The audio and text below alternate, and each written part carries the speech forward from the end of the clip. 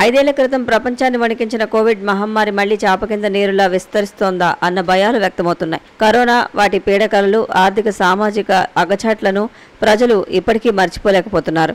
ఈ నేపథ్యంలో దేశంలో కొన్ని రాష్ట్రాల్లో ఇప్పటికే కోవిడ్ కేసులు నమోదవుతున్నాయి. అయితే ఏపీలోని తొలి కేసు విశాఖలో బయటపడడంతో ప్రజలు ఆందోళన చెందుతున్నారు.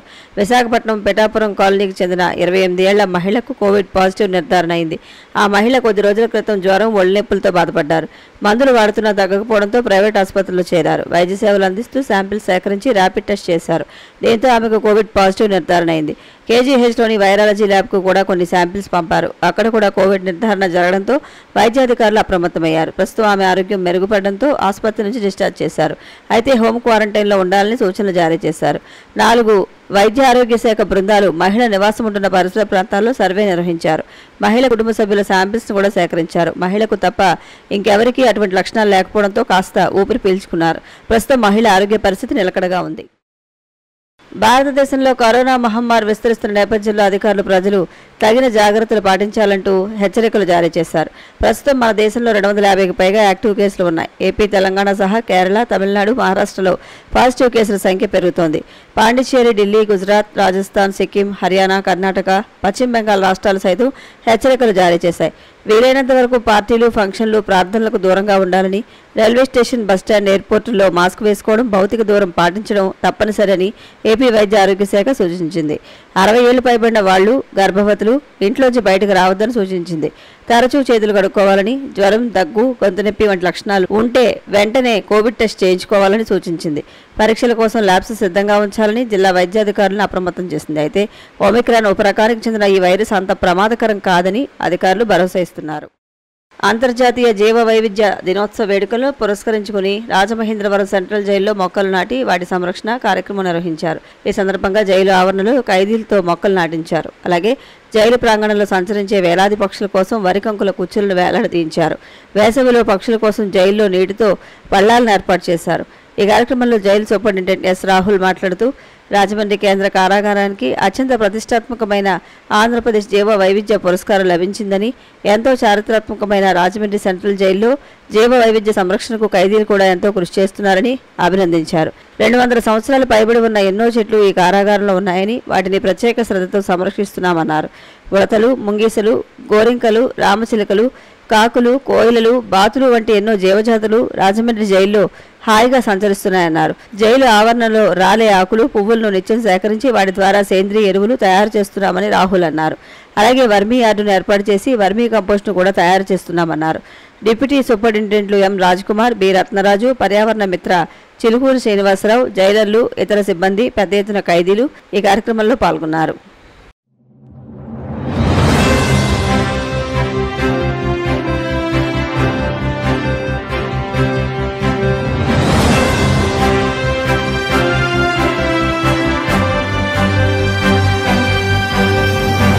నమస్కారం. సిసిసి డిజిటల్ 230 న్యూస్ బులెటిన్కు స్వాగతం. ఈనాటి వార్తలకు ముందుగా ముఖ్యాంశాలు. విశాఖలో విఎంఆర్డీఏ కార్యాలయంలో మంత్రి నారాయణ సమీక్ష. జీవీఎంసీ పరిధిలో చేపట్టాల్సిన అభివృద్ధి పనులు, పెండింగ్ సమస్యల పరిష్కారంపై చర్చ. ఏ స్థాయికి ఎదిగినా ప్రజాసేవలోనే ఉంటా, టీడీపీ పాలకులు నియోజకవర్గ మినీ మహానాడులో మంత్రి నిమ్మల స్పష్టీకరణ.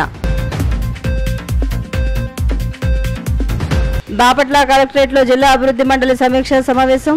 అధికారులు, ప్రజాప్రతినిధుల సమిష్టి కృషితోనే అభివృద్ధి సాధ్యమన్న మంత్రి పార్థసారథి. తిరుమల శ్రీవారిని దర్శించుకున్న మాజీ మంత్రి రోజా, నటి రవళి. ఆలయ మర్యాదలతో స్వాగతం పలికిన అధికారులు. విశాఖ మెట్రోకు సంబంధించి పనులు అక్టోబర్ నెలలో మొదలుపెట్టనున్నట్లు మున్సిపల్ శాఖ మంత్రి నారాయణ తెలిపారు. భోగాపురం విమానాశ్రయం నిర్మాణం పనులు 2026 ఏప్రిల్ నాటికి పూర్తవుతాయని స్పష్టం చేశారు. విశాఖ మెట్రోకు సంబంధించి పనులు అక్టోబర్ నెలలో మొదలుపెట్టనున్నట్లు మున్సిపల్ శాఖ మంత్రి నారాయణ తెలిపారు. భోగాపురం విమానాశ్రయం నిర్మాణ పనులు 2026 ఏప్రిల్ నాటికి పూర్తవుతాయని స్పష్టం చేశారు. విశాఖలోని విఎంఆర్డీఏ కార్యాలయంలో అధికారులు, ప్రజాప్రతినిధులతో ఆయన సమీక్ష నిర్వహించారు. జీవీఎంసీ పరిధిలో చేపట్టాల్సిన అభివృద్ధి పనులు, పెండింగ్ సమస్యల పరిష్కారంపై చర్చించారు. ఈ సందర్భంగా ఆయన మాట్లాడుతూ భోగాపురానికి అనుసంధానిస్తూ ప్రతిపాదించిన 22 రోడ్లలో 15 ఇప్పటికే పూర్తవుతున్నాయన్నారు. 115 రోజుల్లో మిగిలిన వాటికి సంబంధించిన ప్రణాళికలను అధికారులు సిద్ధం చేస్తున్నారన్నారు. జాతీయ రహదారి సంస్థతో సమన్వయం చేసుకుని నూతన రోడ్లు నిర్మిస్తామన్నారు. 2014-19లోనే ముఖ్యమంత్రి గారు అప్పుడున్న 13 జిల్లాల్లో ఒక్కొక్క జిల్లాని ఏ యాంగిల్లో డెవలప్ చేస్తామంటూ విశాఖపట్నంని ఫైనాన్షియల్ సిటీగాను ఐటీ హబ్గా చేస్తామని ఆ రోజు నిర్ణయించడం జరిగింది. అసెంబ్లీలోనే యాక్చువల్గా దాని మీద డిస్కషన్ చేసి నిర్ణయించారు. అదే డైరెక్షన్లో ఈరోజు విశాఖపట్నంకి ఈరోజు ముఖ్యమంత్రి గారు ప్రత్యేకమైన శ్రద్ధ చేస్తూ అనేక ప్రాజెక్టులు తీసుకొచ్చి ఇక్కడ స్టార్ట్ చేస్తున్నారు. ఈ నేపథ్యంలో భోగాపురం ఎయిర్పోర్ట్ త్వరలో అది కంప్లీట్ కాబోతుంది.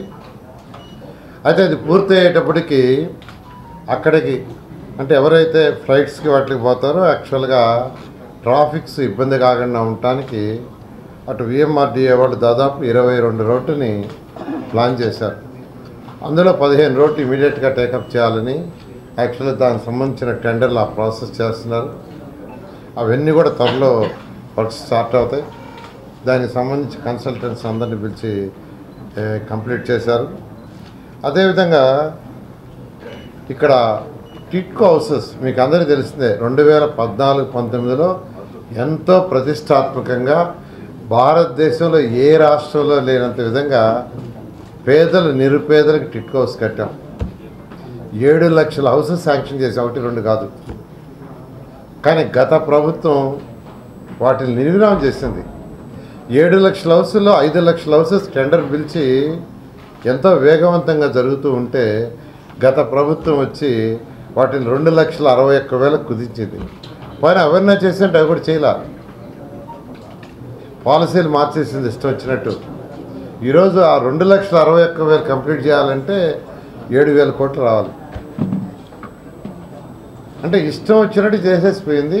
అయితే దాన్ని ముఖ్యమంత్రి గారు ఒకటి చెప్పారు, వాళ్ళు ఎన్ని తప్పులు చేసినా మనం పేదలు నిరుపేదలకి, ఎందుకంటే ఆ రోజు 2014-19లో ముఖ్యమంత్రి గారు చెప్పింది ఏంటంటే ప్రతి తల్లి తన బిడ్డలతో తన భర్తతో ఆనందంగా ఉండి ఇల్లు కట్టమన్నారు. ఒకటే సెంటర్ చెప్పింది, ఎంత ఖర్చైనా పర్వాలేదని. నేను అమరావతి కోసం అనేక విదేశాలు తిరిగా, రష్యా, చైనా, జపాన్, సింగపూర్. అక్కడ కూడా స్టడీ చేసి వచ్చా, అక్కడ పేదలు నిరుపేదలకు ఎలా ఇళ్ళు ఉంటాయని. అవన్నీ ముఖ్యమంత్రి గారికి వివరించారు. ముఖ్యమంత్రి గారు ఒకటే అన్నారు, ఎంత ఖర్చైనా పర్వాలా ప్రతి తల్లి తన బిడ్డలతో భర్తతో ఆనందంగా ఉండాలి. అందుకే అలాంటి హౌసెస్ని డిజైన్ చేస్తే గత ప్రభుత్వం స్పాయిల్ చేసింది. ఏదైనప్పటికీ ముఖ్యమంత్రి గారు ఒకటి ఆదేశించారు, అవి కంప్లీట్ చేయాలని. దాని మీద ఈరోజు టిట్కో ఎండీ గారిని కూడా పిలిపించాం. ఉన్న సమస్యలన్నింటినీ ప్రజాప్రతినిధులు వారికి వివరించారు. ఆల్రెడీ అంతకుముందు డిస్కస్ చేసిన అధికారులతో. ఏదేమైనా కొన్ని హౌసెస్ని రేపు యాక్చువల్గా విజయదశమికి కంప్లీట్ చేసి ఇవ్వాలని నిర్ణయించారు. దానికి సంబంధించి ఫండ్ కూడా కొంత రాష్ట్ర ప్రభుత్వం టిట్కోకి రిలీజ్ చేసింది. అది యాక్చువల్గా వాళ్ళ అధికారులు అందరికీ ఇన్స్ట్రక్షన్ ఇచ్చాం, ప్రజాప్రతినిధులకు కూడా చెప్పాం. విజయదశమికి అన్ని హౌసెస్ కాకపోయినా కొన్ని హౌసెస్ని కంప్లీట్ చేసి ఇవ్వటం జరుగుతుంది. అన్నిటికంటే ఇంపార్టెంట్, ముఖ్యమంత్రి గారు ఈ రాష్ట్రంలో ఉన్న 5 కోట్ల మంది ప్రజలకి ప్రతి ఇంటికి కొళాయి ఇవ్వాలి. అది కూడా సర్ఫేస్ వాటర్ ఇవ్వాలి, బోర్లెస్ కాదు. అటు మున్సిపల్ శాఖ కావచ్చు, ఆర్డబ్ల్యూఎస్ పంచాయతీ శాఖ కావచ్చు ఇవ్వమని ఆదేశించారు. దాని మీద 2014-19లోనే ముఖ్యమంత్రి గారి యొక్క ఆదేశాల ప్రకారం అప్పుడే ఒక స్కీమ్ తీసుకొచ్చాం. ఏషియన్ ఇన్ఫ్రాస్ట్రక్చర్ ఇన్వెస్ట్మెంట్ బ్యాంక్ అని 5,350 కోట్లతో ప్రతి ఇంటికి డ్రింకింగ్ వాటర్ ఇవ్వాలని 2019 ఫిబ్రవరిలో శాంక్షన్ చేశాం. కానీ గత ప్రభుత్వం దాని వాళ్ళ 70% బ్యాంక్ ఇస్తుంది, 30% స్టేట్ గవర్నమెంట్ పెట్టాలా. ఫస్ట్ ఇన్స్టాల్మెంట్ రిలీజ్ చేశారు, స్టేట్ గవర్నమెంట్ మ్యాచింగ్ ఫండింగ్ అది పోయింది. మన జూన్కి టైం అయిపోతే మళ్ళీ ముఖ్యమంత్రి గారికి చెప్పి దాన్ని రివైజ్ చేయించాం. రాజకీయంగా ఏ స్థాయికి దిగినా నియోజకవర్గ ప్రజల సేవలోనే ఉంటారని మంత్రి నిమ్మల రామానాయుడు పేర్కొన్నారు. రాజకీయంగా ఏ స్థాయికి ఎదిగినా నియోజకవర్గ ప్రజల సేవలోనే ఉంటారని మంత్రి నిమ్మల రామానాయుడు అన్నారు. టీడీపీ పాలకులు నియోజకవర్గ మినీ మహానాడు పూలపల్లి సమీపంలోని SSS కళ్యాణ మండపంలో నిర్వహించారు. ఈ సందర్భంగా టీడీపీ వ్యవస్థాపక అధ్యక్షుడు ఎన్టీఆర్ విగ్రహానికి మాజీ ఎమ్మెల్సీ అంగరు రామ్మోహన్, నియోజకవర్గ పరిశీలకుడు పెచ్చేటి చంద్రమౌళి పూలమాలలు వేసి నివాళులర్పించారు. అనంతరం ఇటీవల మృతి చెందిన టీడీపీ నాయకులు, కార్యకర్తల మృతికి 2 నిమిషాల పాటు సంతాపం వ్యక్తం చేశారు. ఈ సందర్భంగా మంత్రి రామానాయుడు మాట్లాడుతూ గొలుసు రహదారుల అభివృద్ధి, డయాలసిస్ కేంద్రం ఏర్పాటు, టిట్కో ఇళ్ల అప్పగింత, పట్టణంలో పార్కుల అభివృద్ధి, డ్రైన్లలో పూడికతీత వంటి అభివృద్ధి పనులు చేస్తున్నట్లు వివరించారు. కూటమి నాయకులు, కార్యకర్తలు ప్రతిపక్షాల విమర్శలను సామాజిక మాధ్యమాల వేదికగా తిప్పికొట్టాలని పిలుపునిచ్చారు. మొన్న జగన్మోహన్ రెడ్డి గారు కూడా మాట్లాడుతూ ఉన్నారు వెల్ఫేర్ గురించి. జగన్మోహన్ రెడ్డి గారి నోటులోంచి వెల్ఫేర్ అంటే సంక్షేమం గురించి మాట్లాడుతూ ఉంటే నాకు అనిపించింది దెయ్యాలు వేదాలు వల్లిస్తున్నట్టుగా అనిపించింది. ఎందుకు ఈ మాట చెప్తూ ఉన్నానంటే 5 సంవత్సరాలు ఆయన పరిపాలన చూస్తాం మనందరం కూడా. Fake button, fake welfare, fake CM. 5 సంవత్సరాలు జగన్మోహన్ రెడ్డి పాలనంతా కూడా fake welfare, fake button, fake CM Jaganmohan రెడ్డిని ఎందుకు చెప్తూ ఉన్నానంటే మోసకారి సంక్షేమం ఏదైతే ఉందో దాన్ని ఒక్కసారి మీరందరూ కూడా గుర్తు చేసుకోండి. ఆ రోజు ఏదైతే రైతు భరోసా పేరు చెప్పి పిఎం కిసాన్ అని చెప్పి 6,000 రూపాయలు ప్రధానమంత్రి గారు ఇస్తారు ప్రతి సంవత్సరం కూడా. ప్రధానమంత్రి గారు పిఎం కిసాన్ కింద ఆ వాయిదా 2,000 రూపాయలు రైతుల అకౌంట్లో పడిపోయినాయి. రైతుల అకౌంట్లో పడిపోయిన తర్వాత రోజు మళ్ళీ జగన్మోహన్ రెడ్డి గారు రైతుల అకౌంట్లోకి 2,000 పంపిస్తున్నానని బటన్ నొక్కుతాడు. అంటే ఎంత ఫేక్గా కాదా ఇది? ఆల్రెడీ అప్పటికే ఒక రోజు ముందుగానే నరేంద్ర మోడీ గారి దగ్గర నుంచి మనకి అకౌంట్లోకి డబ్బులు వచ్చేసాయి రైతులకి. అంటే వచ్చేసినటువంటి సొమ్ము కూడా ఈయన మళ్ళీ దానికి ఒక పేపర్లో పెద్ద అడ్వర్టైజ్మెంట్ వేసుకుని, టీవీలో ఒక అడ్వర్టైజ్మెంట్ పెట్టుకుని ఒక ఫేక్ బటన్ నొక్కి మళ్ళీ మనల్ని మోసం దగా. అందుకే fake button, fake welfare, fake CM అన్నటువంటి పరిస్థితి జగన్మోహన్ రెడ్డిది. అదేవిధంగా ఆ రోజు మీ అందరికీ తెలుసు అమ్మఒడి, మనందరం కూడా చూస్తాం. ఆ రోజు భారతీరెడ్డి గారు వాడకి ప్రచారం చేస్తూ 2 బిడ్డలకి 15,30,000 రూపాయలు ఇస్తానని ఆ రోజు భారతీరెడ్డి వాడకి ప్రచారం చేసింది. కానీ అధికారంలోకి వచ్చాక మాట తప్పి మడమ తిప్పి 2 కాదని చెప్పి ఒకళ్ళకే ఇచ్చారు. కొన్ని ఒకళ్ళకి ఇవ్వడం కూడా 15,000 అని చెప్పి మళ్ళీ దాన్ని మీ అందరికీ తెలుసు 14,000 చేశారు. తర్వాత మళ్ళీ 13,000 చేశాడు. లాస్ట్కి వచ్చేటి కొంతమందికి 7,000 రూపాయలు అందినటువంటి పరిస్థితి. ఇంకా ఎంత అన్యాయం అని అంటే 5 సంవత్సరాల్లో మళ్ళీ మీ అందరికీ కూడా 1 సంవత్సరం ఎగ్గొట్టేసినటువంటి పరిస్థితి. మరి అటువంటి వ్యక్తి ఈరోజు మరి fake welfare, fake button, fake CM అనడంలో అతిశయోక్తి ఏమీ లేనిటువంటి పరిస్థితి అని చెప్పి ఈ సందర్భంగా మరి మీ అందరికి కూడా తెలియజేసుకుంటూ ఉన్నా. ఆయనకు ఉన్నది 2 అమ్మాయిలు. డబ్బు సంపాదన అవసరమే ఉంది. అందుకంటే అప్పటికే తండ్రి అధికారాన్ని పెడిగిన అప్పటికే 1,00,000 కోట్లు సంపాదించాడు. 16 నెలలు జైల్లో ఉన్నాడు. 11 షార్ట్ షీట్లు ఏవన్నగా ఉన్నాడు. ఇంకెప్పుడు డబ్బుల జోలికి పెద్ద పోడేమో అనుకున్నా. కానీ ఇంకా రక్తాన్ని రుచి మరిగినటువంటి పులి ఏ రకంగా అయితే వేటాడుతుందో ఆ రకంగా డబ్బు పిచ్చి మీద ఉన్నటువంటి జగన్మోహన్ రెడ్డి 5 సంవత్సరాలు అట్లా దోచుకున్నాడు. అందుకే మళ్ళీ ఈ రోజు లూటీ దోపిడీ కోసమే మిమ్మల్ని మభ్య పెడుతూ ఉన్నాడు. మభ్య పెడుతూ ఆయనకు ఒక భయం. ఎందుకంటే 9 నెలల్లోనే ఇన్ని కార్యక్రమాలు అభివృద్ధి చేసి సంక్షేమం చేస్తా ఉన్నారు. పోలవరం కడతా ఉన్నారు, అమరావతి కడతా ఉన్నారు, స్టీల్ ప్లాంట్ ని ప్రైవేటీకరణ నిలిపేశారు, రైల్వే జోన్ తెచ్చారు, పరిశ్రమలు, పారిశ్రామికతలు రాష్ట్రానికి వస్తూ ఉన్నాయి. మళ్ళీ ఇన్ని సంక్షేమం ఇంత అభివృద్ధి జరుగుతూ ఉంటే మళ్ళీ రేపు తల్లికి వందనం ఇస్తే మా పరిస్థితి ఏంటి? అన్నదాత సుఖీభవ డబ్బులు ఇస్తే మా పరిస్థితి ఏంటి? ఉచిత బస్సు మహిళలకు ఇస్తే మా పరిస్థితి ఏంటి? భయం పట్టుకుని మళ్ళీ ఇది ఎవరు అని విష ప్రచారం చేస్తూ ఉన్నాడు. జగన్మోహన్ రెడ్డి నువ్వు ఎంత వద్దన్నా, జగన్మోహన్ రెడ్డి నువ్వు ఎంత గింజుకున్నా తల్లికి వందనం ఇచ్చి తీరతాము. ఎంతమంది పిల్లలుంటే అంతమందికి 15,000 రూపాయలు ఇచ్చి తీరతాము. తప్పదు నీకు శిక్ష జగన్మోహన్ రెడ్డి. అన్నదాత సుఖీభవ కింద 20,000 రూపాయలు ఇచ్చి తీరతాము రైతుకి. రేపు ఆగస్టు 15కి మా ఆడబొడుసులకి ఆర్టీసీ బస్సుల్లో ఉచితంగా ప్రయాణం ఇచ్చి తీరుతాం. మరి ఇన్ని సంక్షేమ, ఇన్ని అభివృద్ధి కార్యక్రమాలు ఈ 9 నెలల్లోనే చేశారు. ఇవి కూడా చేస్తే వైఎస్ఆర్సీపీ పార్టీకి రాష్ట్రంలో పుట్టగొత్తలుండవు. మొన్న 11 సీట్లు వచ్చాయి. ఇవన్నీ అమలు చేస్తే 1 సీటు కూడా రాదనేటువంటి భయంతో, బెంగతో విష ప్రచారం చేస్తూ మిమ్మల్ని మళ్ళీ ఒకసారి మభ్య పెట్టాలని చూస్తున్నాడు. అందరూ గమనించండి. ఎందుకంటే మొన్న మీరందరూ కూడా జగన్మోహన్ రెడ్డి ఒక భూతం. మొన్న 2024లో జగన్మోహన్ రెడ్డి అనేటువంటి భూతాన్ని సీసాలో పెట్టి బెరడా పెట్టి బిగించారు మీరు. మళ్ళీ సీసాలోంచి బయటికి రావాలనే ప్రయత్నం చేస్తుంది ఆ భూతం. అరుంధతి సినిమా ఆ రోజు పశుపతి, ఈ రోజు జగన్మోహన్ రెడ్డి. మళ్ళీ అటువంటి వ్యక్తి కనుక మళ్ళీ ఆ బెరడా తీసుకుని సీసాలోంచి వస్తే ఈవేళ చంద్రబాబు నాయుడు గారు, పవన్ కళ్యాణ్ గారు, అక్కడ నరేంద్ర మోడీ గారు వచ్చారు కాబట్టి ఈ రోజు మనం ఈ ప్యాంటు సొక్కాలు బట్టలు వేసుకున్నాం. అదే జగన్మోహన్ రెడ్డి తప్పుజారి మొన్న వచ్చుంటే గోసిగడ్డు కూడా మనకు ఉండేది కాదు ఈ రాష్ట్రానికి. అటువంటి వ్యక్తులు మన గురించి మాట్లాడడం హాస్యాస్పదం అని చెప్పి తెలియజేసుకుంటూ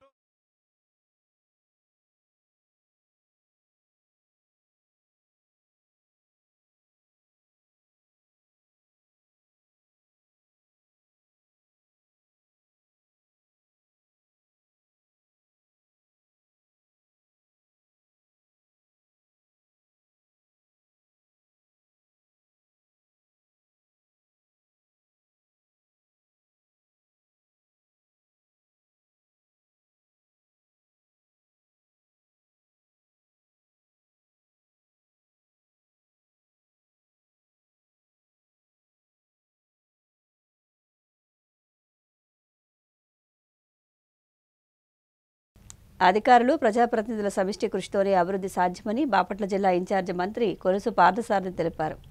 అధికారులు ప్రజాప్రతినిధుల సమిష్టి కృషితోనే అభివృద్ధి సాధ్యమని బాపట్ల జిల్లా ఇన్ఛార్జి మంత్రి కొలుసు పార్థసారథి తెలిపారు.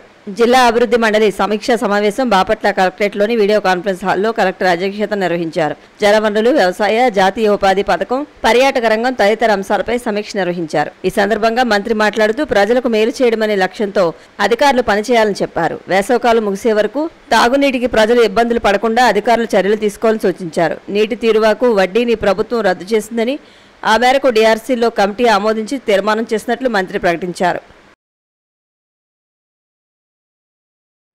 మనందరం కూడా కలిసి పనిచేస్తేనే డెలివరీస్ జరుగుతాయి అనేది నా అభిప్రాయం. అధికారులు, ప్రజాప్రతినిధులు ఎవరి దారిలో వారు వెళితే జిల్లా అభివృద్ధి కుంటుపడుతుంది అనేది చాలా స్కీమ్స్ కానీ చాలా వర్క్స్ కానీ ప్రోగ్రెస్ కావనేది కూడా నా అభిప్రాయం. దయచేసి ఆఫీసర్లు మాకు మేమే చేయగలం, లేకపోతే మాకు మేమే ప్లాన్ చేసుకోగలం అంటే అది పూర్తిగా వాస్తవం కాకపోవచ్చు. మీరు దయచేసి శాసనసభ్యులతో నిరంతరం వారితో కాంటాక్ట్లో ఉండాలి.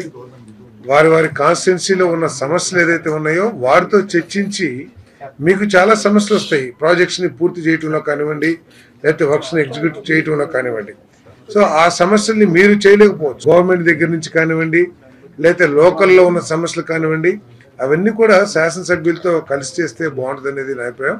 మీరు దయచేసి అందరూ అన్ని డిపార్ట్మెంట్స్ కూడా స్థానిక శాసనసభ్యులతో రెగ్యులర్గా టచ్లో ఉండి వారి దృష్టి కూడా తీసుకెళ్లి వారి ఇన్పుట్స్ కూడా తీసుకోవాలని చెప్పేసి నేను కోరుతా ఉన్నాను. మన ఖరీఫ్ ఫాస్ట్ అప్రోచ్ అవుతుంది కాబట్టి దీని మీద కొంచెం మనం ప్రోయాక్టివ్గా ఉంటే, ఏదైతే ప్రతి సంవత్సరం చివరి భూములు మాకు నీళ్లు రాలేదు అనే గొడవ కంటే కూడా మనం ఏ విధంగా మనం ముందుకెళ్ళొచ్చు, బాపట్ల జిల్లా ఈసారి రైతులకి కొంచెం మేలు చేయొచ్చు ఒకసారి ఆలోచించామని చెప్పేసి అడుగుతా ఉన్నాను.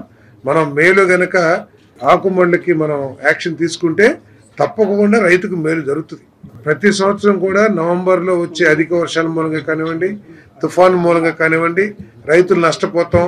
తద్వారా ప్రభుత్వం మీద ఒత్తిడి రావటం, అన్నెసరీ ప్రెషర్ మీ అందరి మీద ప్రభుత్వం మీద రావటం, ఇవన్నీ కూడా తప్పించుకోవడానికి ఖరీఫ్ అడ్వాన్స్ అయితే చాలా ఉపయోగం జరుగుతుందని చెప్పేసి మనం చేస్తాము. థ్యాంక్స్ టు గాడ్ ఈ మాన్సూన్స్ అడ్వాన్స్ అయినాయని చెప్తున్నారు. తర్వాత ఆల్రెడీ స్టార్ట్ అయిపోయింది, సమ్మర్ ఎండ్ అయిపోయినట్టు కనపడతా ఉంది. సో ఫోర్కాస్ట్ కూడా అడ్వాన్స్ అవుతుంది అంటున్నారు. కాబట్టి మీరు దయచేసి ఏ విధంగా ఖరీఫ్ని అడ్వాన్స్ చేయొచ్చు కూడా ఒకసారి ఆలోచించేయండి. ఈ దంప మోడ్లన్నీ ఉంటాయి అగ్రికల్చర్ ఆఫీసర్, మీకు తెలుసా, ముందే తడుపుకుని నానబెట్టుకుని విత్తనాలు చల్లితే కొద్దిగా ఫాస్ట్గా వస్తాయి. సో ఇవన్నీ కూడా కొంచెం బెటర్ ప్రాక్టీస్ చేస్తే నాకు తెలిసి, సో వాటిని కూడా మీరు టేకప్ చేస్తే బాగుంటుందని చెప్పేసి నేను భావిస్తాను. అదేవిధంగా పొగాకు సంబంధించి you to be very careful. ఎందుకంటే ఏది జరిగినా కూడా ఆఖరికి ప్రభుత్వమే భారం వహించాల్సి వస్తుంది. ప్రభుత్వం మీద బురద జల్లే కార్యక్రమాలు కూడా ఎక్కువ జరుగుతూ ఉంటాయి.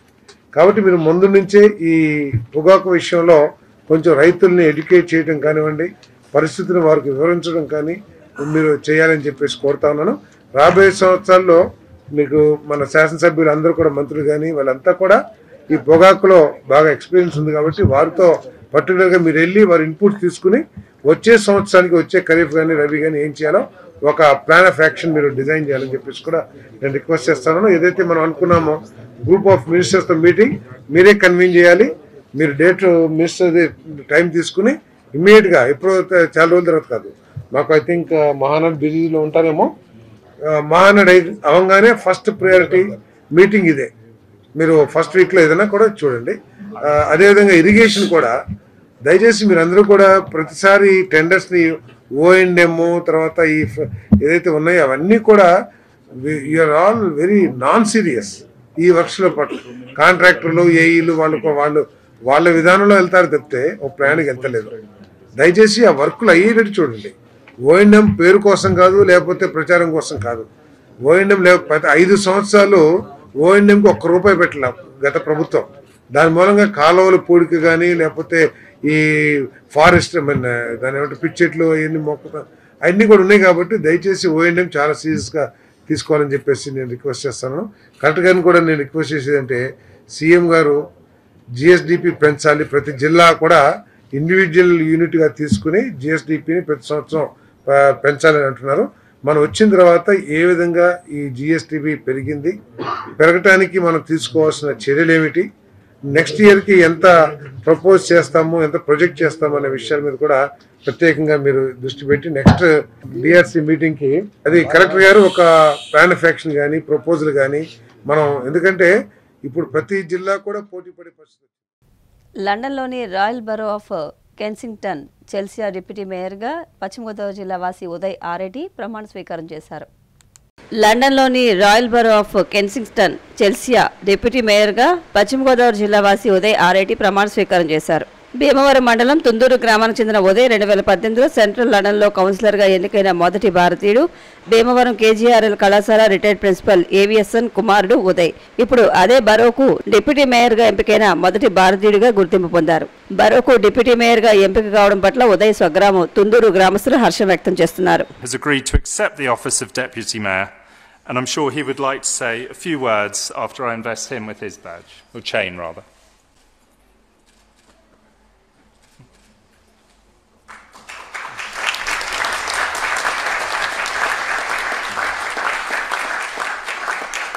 Thank you, Mr. Mayor, dear councillors, residents, members of the public, friends and family across the world, and representatives of our voluntary and community organizations. I'm deeply honored and privileged to accept the role of the Deputy Mayor. Thank you, Mr. Mayor, for placing your trust in me. I'm excited to support your vision for our borough, its culture, its spirit, and its future. I truly believe we will make a fantastic team. As a Deputy Mayor, I look forward to working with you and reaching out to all communities across the borough. I'm committed to engage with residents from every background and to serving with dignity, respect, and integrity. Our roles come with great responsibility, pledge to discharge my duties to a higher standard, upholding the values that make our borough a special place to live. As my friend Councillor Thalasitis mentioned earlier, though I was born in India and have travelled across the world, I would rather live and serve than here. As Mr. Mayor said earlier, the warmth and unity of our people is a testament to our borough's motto. What a good thing is to dwell together in unity, as you said, Mr. Mayor. I would also like to take a moment to thank the outgoing Mayor, Councillor Lane, for a fantastic year of service and to wish him all the best in his future endeavours. My gratitude also goes to my predecessor, Deputy Mayor Laura Burns, her exemplary service and support to the Mayor, the borough and the community. I hope to live up to your standards and thank you for all your support for the opportunity to serve. I look forward to working together to make our borough an even better place to live. Thank you very much. And vitality that you brought to the deputy mayoralty. Thank you. ప్రభుత్వాలు పాలకులు మారుతున్నా బహుజనులపై దాడులు అఘాయిత్యాలు కొనసాగుతూనే ఉన్నాయని Bahujan Samaj party రాష్ట్ర అధ్యక్షుడు బందెల గౌతమ్ కుమార్ పేర్కొన్నారు. ప్రభుత్వాలు పాలకులు మారుతున్నా బహుజనులపై దాడులు అఘాయిత్యాలు కొనసాగుతూనే ఉన్నాయని బహుజన సమాజ్ పార్టీ రాష్ట్ర అధ్యక్షుడు బందెల గౌతమ్ కుమార్ పేర్కొన్నారు. పార్టీ ఆధ్వర్యంలో బహుజన సంకల్ప సభను పశ్చిమ గోదావరి జిల్లా భీమవరంలోని డాక్టర్ బిఆర్ అంబేద్కర్ భవన్లో నిర్వహించారు. ఈ కార్యక్రమానికి ముఖ్య అతిథిగా హాజరైన గౌతమ్ కుమార్ మాట్లాడుతూ ఈ నెల 7న ప్రారంభమైన సంకల్ప సభలు రాష్ట్ర వ్యాప్తంగా అన్ని జిల్లాల్లో నిర్వహిస్తున్నామన్నారు. ముగింపు సభ శ్రీకాకుళం జిల్లా ఇచ్చాపురంలో జరుగుతుందని తెలిపారు. బహుజనులంతా సంకల్పంతో ముందుకెళ్లాలని, భవిష్యత్తులో పాలకులు కావాలని ఆకాంక్షించారు. అంబేద్కర్ ఆశయ సాధనకు కృషి చేస్తున్న సంఘాలన్నీ సంఘటితమై బీఎస్పీకి మద్దతు ఇవ్వాలన్నారు. ఎన్నికలు వచ్చినప్పుడు కొన్ని రాజకీయ పార్టీలు చెప్పే బూటకు మాటలు నమ్మి మోసపోకుండా ఉండాలంటే బీఎస్పీని గ్రామ, వార్డు స్థాయి నుంచి బలోపేతం చేయాలని పిలుపునిచ్చారు. ఈ కార్యక్రమంలో పార్టీ రాష్ట్ర ప్రధాన కార్యదర్శి కొల్లాబత్తుల సత్యం, గమ్మాపు చిత్రసేన, కార్యదర్శులు మొరాల రత్నరాజు, ఏలూరి అశోక్, జిల్లా అధ్యక్షుడు కొల్లాబత్తుల ఏలియారాజు, పట్టణ అధ్యక్షుడు కొక్కిరి చిట్టిబాబు తదితరులు పాల్గొన్నారు. అనంతరం జిల్లాలోని పలు ప్రాంతాల నుంచి వచ్చిన పలువురు రాష్ట్ర అధ్యక్షుడు సమక్షంలో పార్టీలో చేరారు.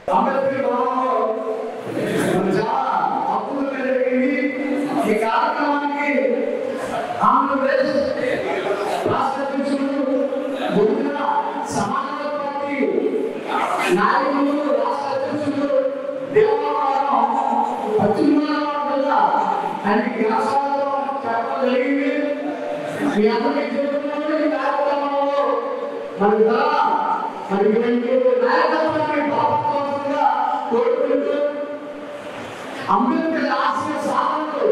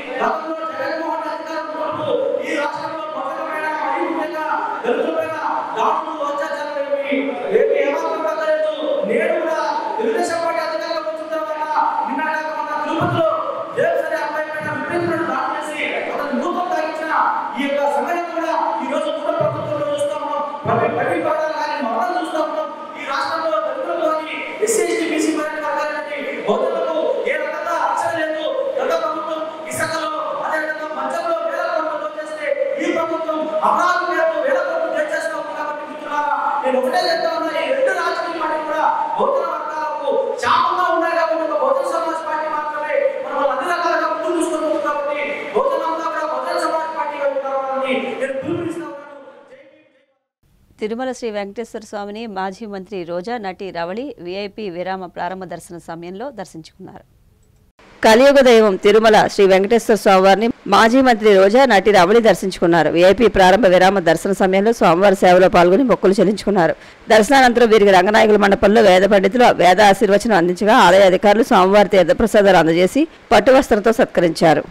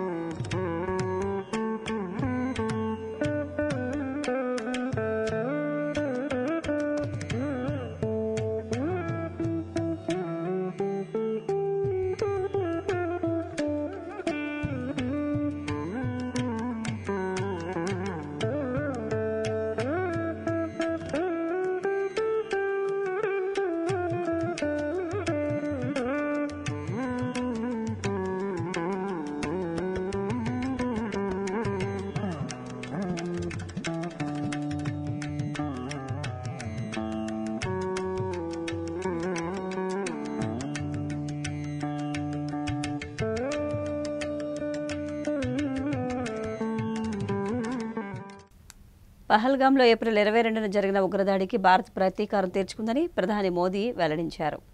పహల్గాంలో ఏప్రిల్ 22న జరిగిన ఉగ్రదాడికి భారత్ ప్రతీకారం తీర్చుకుందని ప్రధాని మోదీ వెల్లడించారు. రాజస్థాన్లోని బికనీర్లో గురువారం జరిగిన బహిరంగ సభలో ఆయన ప్రసంగిస్తూ ఆపరేషన్ సింధూర్ ద్వారా పాకిస్తాన్ పాక్ ఆక్రమిత కశ్మీర్లోని ఉగ్రవాద స్థావరాలను కేవలం 22 నిమిషాలలో ధ్వంసం చేశామని తెలిపారు. సింధూరం తుపాకీ మందుగా మారితే ఏం జరుగుతుందో శత్రువులకు చూపించామన్నారు. పహల్గాం ఉగ్రదాడిలో 26 మంది ప్రాణాలు కోల్పోయారని, ఈ ప్రతీకార చర్యలు జైషే మహమ్మద్, లష్కరే తోయిబా, హిజ్బుల్ ముజాహిదీన్ వంటి ఉగ్రవాద సంస్థలకు చెందిన సుమారు 100 మంది ఉగ్రవాదులు హతమైనట్లు ప్రభుత్వ వర్గాలు వెల్లడించాయని ఆయన పేర్కొన్నారు.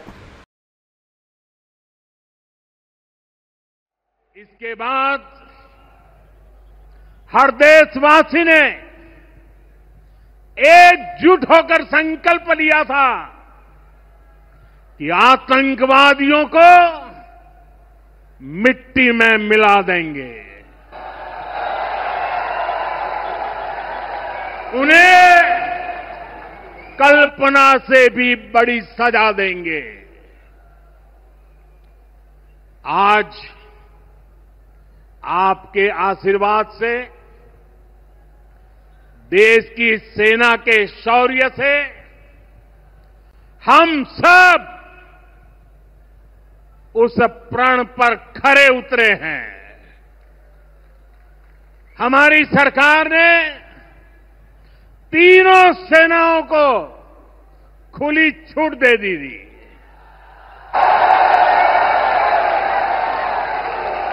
और तीनों सेनाओं ने मिलकर ऐसा चक्रव्यूह रचा कि पाकिस्तान को घुटने टेकने के लिए मजबूर कर दिया।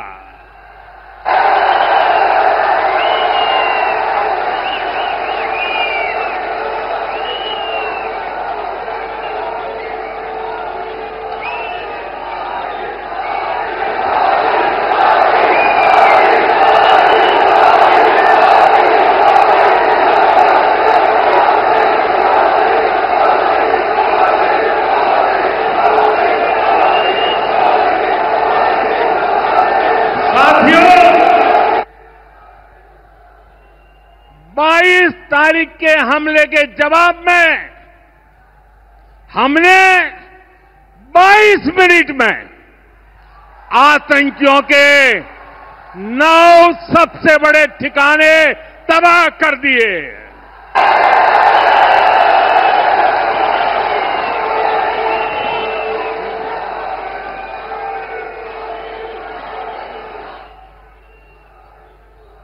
दुनिया ने और देश के दुश्मनों ने भी देख लिया कि जब सिंदूर बारूद बन जाता है तो नतीजा क्या होता है।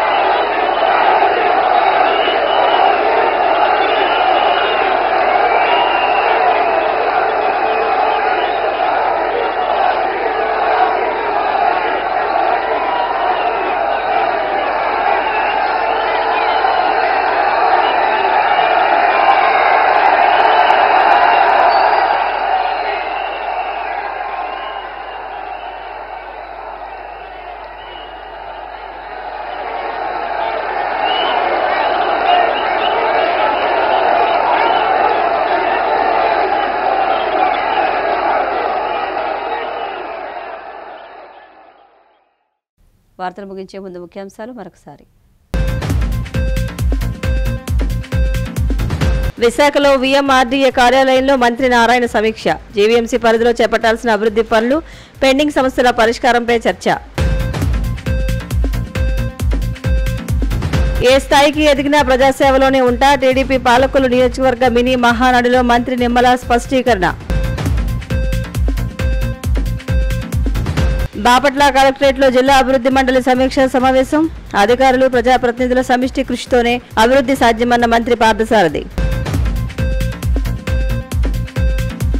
తిరుమల శ్రీవారిని దర్శించుకున్న మాజీ మంత్రి రోజా, నటి రవళి. ఆలయ మర్యాదలతో స్వాగతం పలికిన అధికారులు. CCC డిజిటల్ 230 న్యూస్ బులెటిన్ ఇంతటితో సమాప్తం. నమస్కారం.